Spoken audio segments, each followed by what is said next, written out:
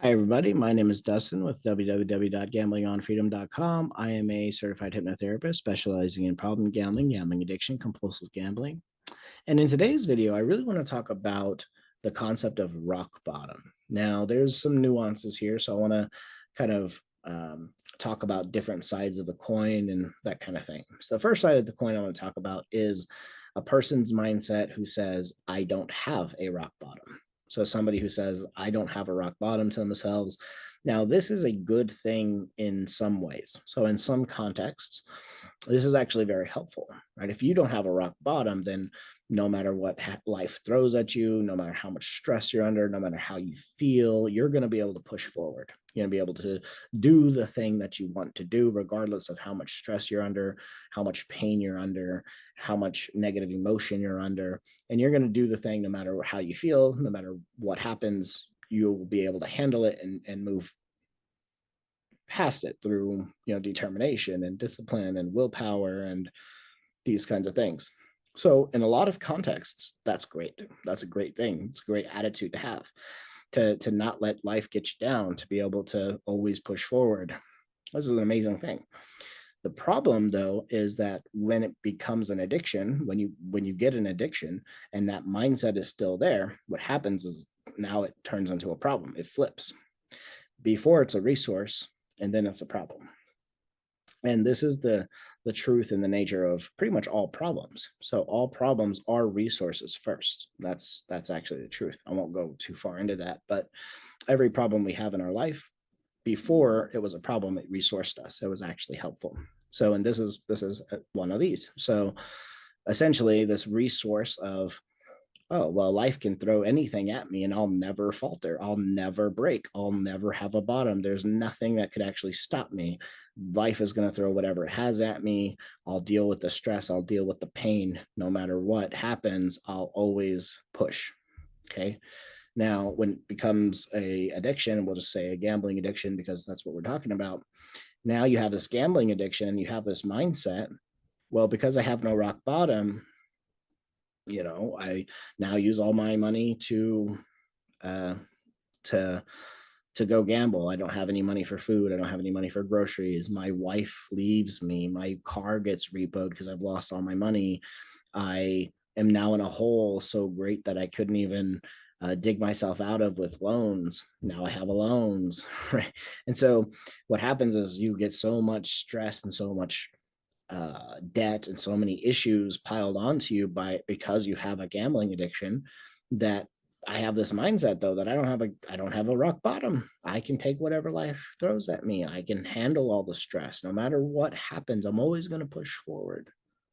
You see the problem here? Because the problem is that mindset is great in other contexts, but in an addiction context, a gambling addiction context in this case, it's actually the reverse. It actually becomes a problem. That mindset keeps you locked into the problem.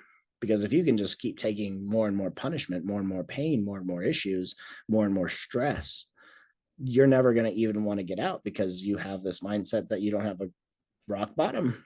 You can handle it. You can handle it all. And then what happens is one day you wake up and you've lost everything because you have this sort of pride that I can handle whatever life throws at me.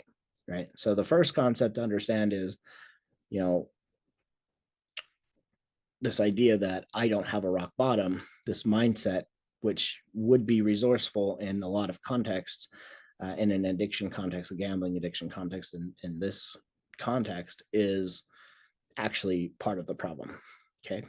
Second concept is you don't need a rock bottom in order to change, right? So a lot of people think, oh, well, when it gets bad enough, then I'll move away and I'll stop gambling. When I've lost enough, then I'll stop gambling. And the truth is, you don't need a rock bottom to stop gambling. You really don't. What needs to happen is a decision, right? Like, just think about this. If you're drowning in an ocean, you don't need to hit the ocean floor in order to know you're drowning. You've been drowning for years.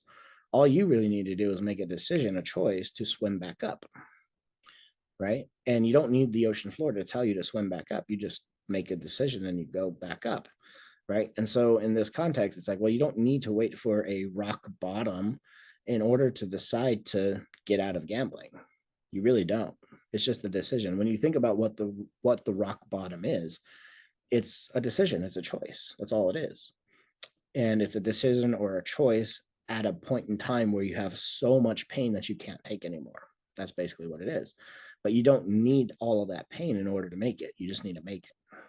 Right. So the idea is, um, you know, instead of waiting for everything to get worse, just make the decision now to swim back up, to get out. Right. And it's a committed decision, a real decision. You're we call it threshold. Maybe this will make sense. In this kind of work, in this line of work, we'll call this what we call threshold. Rock bottom is essentially threshold. And what that means is, the client comes in and they have a change that they want to make. And they know that they need to be the one that changes, not the world. They can't blame anyone else. It's not mom's fault, dad's fault, brother's fault, the casino's fault, boss's fault, whoever. They're not blaming anyone else. They're taking accountability. They're the ones who have to change. They know it's them. And then it has to be today. Can't be next week. Can't be I start on Monday. It can't be next month. Can't be when I get my next payday. It literally has to be today. That is threshold. So threshold is, I have a problem. I know it's me that needs to change, not the world. And it needs to be now. It needs to be right this second, not tomorrow, next Monday. Right. So that's threshold. That's essentially rock bottom. That's sort of the feeling you get when you've lost so much and you're in so much pain that you can't take it anymore. That's what happens. You get to that point, that threshold point, and then you make a choice and you change and you make that decision. But you make that decision out of pain, out of so much stress that you just can't not make that decision. So that's kind of threshold. That's what rock bottom is. And the truth is, you don't need it. You don't need to get there in order to change. You just make a decision, make a choice. Now, I'll give you this as an idea. Most people have at least one person in their life where they've cut off. They made a decision that this person is no longer good for their life and they're done with them. Right. And this person might have been in their life for 20 years, 30 years, the best friend since grade school. Right. And yet this person did something so horrible that they made a decision, they made a choice to cut this person out of their life. And was it easy? No, it wasn't easy. Well, maybe it was, but most of the time it's not that easy to cut somebody out of your life like that. And there might be a mindset of, hey, I want to reach out and maybe we can hash things out, and maybe you try that for a little while, but the decision stands, right? The choice stands, and you're like, no, I'm done. That is the type of committed decision you want. If your hair was on fire right now, for example, and we were talking one-on-one, would you ask me permission to go put out the fire? Or would you just make a decision to go put out the fire? Right? Would you say, oh, hey, Dustin, yeah, my hair's on fire, but I'll wait for another 5 minutes while we wrap up this consultation. Would you do that? No, of course not. You would just say, my hair on, bye. Right? And you would go and you make that decision. So you have to come to a place in this gambling addiction where your hair's on fire, where you're ready. You need to make a decision, a choice, a committed decision. You're cutting off gambling. You've decided it's no longer good for you. It doesn't serve you. You know it doesn't serve you. You're ready to get out. You're ready to quit. You're ready to leave that old friend in the past, and you're ready to get out. And that is where a person needs to be, because the problem that I see is, well, I want to be a professional gambler, but I also want to quit gambling. You need to make a decision. Which one is it? Do you want to be a professional gambler, or do you want to quit gambling? Because you can't have both, right? And so if you believe gambling serves you in some way, then you're not going to quit gambling. On top of that, if you identify as a professional gambler, you're probably not going to quit gambling. If you identify as a problem gambler, a gambling addict, a compulsive gambler, you're not going to quit gambling. These labels, these identity labels, keep us stuck. Now, if you've watched this channel before, you kind of know what I'm talking about probably. In our subconscious mind, we have identity, we have belief, we have emotion, we have, we have certain things like that. And so if you still identify as a gambling addict, or if you still identify as a professional gambler, you're not going to quit. You just won't. We have to break those things apart, right? So one thing to understand here is, so long as it serves you, you're not going to quit. So if you want to be a professional gambler, that's fine. That's your choice. You do you, boo boo. But at the same time, if that's what you want, then quitting gambling is obviously what you don't want. Not really. Maybe you have a 50-50 split, but I'd be willing to bet that so long as you even have any sort of mindset or desire to be a professional gambler, you're not going to quit. Why would you? Right? You're still being served by that idea, that concept. And so we need to make a committed decision. That is the point, is you don't need rock bottom to make a committed decision, but you do need to make a committed decision. You need to make a decision to change. Your desire for the change has to be greater than your desire to stay the same, period. Okay, period. No matter what, your desire for the change has to be greater than your desire to stay the same, or you're not going to, right? You're not going to change. And so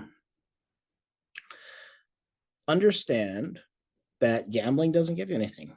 It doesn't serve you. It's not actually giving you real fun, real entertainment, real relief. All it's really doing is taking all of that away from you.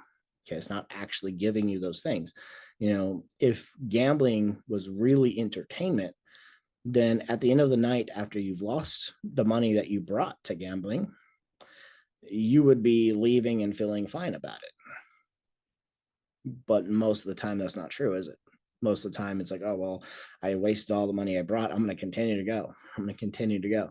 Now, if you don't have an addiction yet, it'll be easy to not do that. You know, you'll just leave and not come back for months and months and months, and you'll be fine.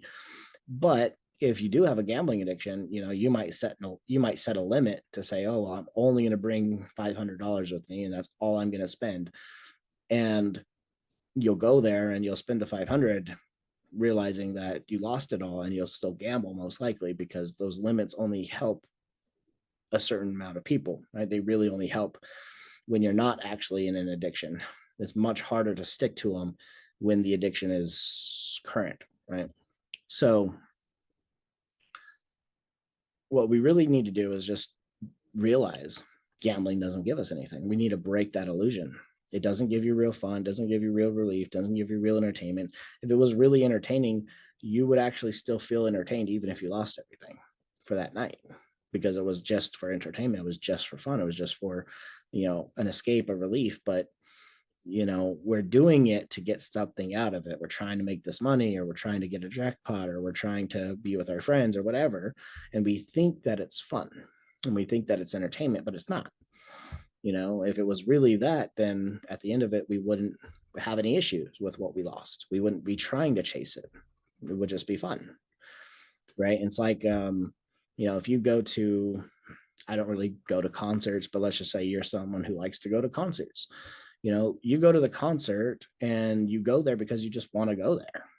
You don't need anything. You don't need the band to be the best band. You don't need them to play the best songs. You just want to go, right? And so when you leave, even if you were, you know, partying that whole night and you're tired and you have work in the morning and all these things, it was still amazing to go, and it was almost worth it, right, to go, even though you might wake up the next morning with a hangover and have to go to work or whatever, right?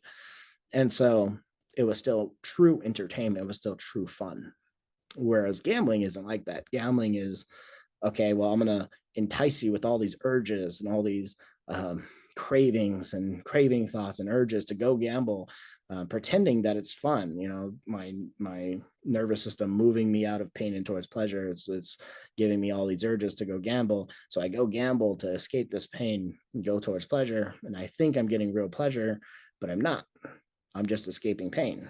I'm not getting real pleasure, because at the end of the night, especially if I've lost everything, not only am I drained, not only is my bank account lower, not only is the promises that I made to myself broken, but now at the end of the night, I'm just left with just a low energy. I don't know if you guys have ever done that, where you go to the casino and you're gambling all night and you have all this dopamine firing off and everything feels good, but then at the end of it, you're just drained. You're just drained, like the energy is low, and you can't believe you lost all that money. You told yourself you would never go back, and now you're just drained, and you're low, and your mindset is off, and all of these things, right? So that's not real fun. It's not fun for me anyway. I hope it's not fun for you guys, right? The idea is it's not actually giving you fun.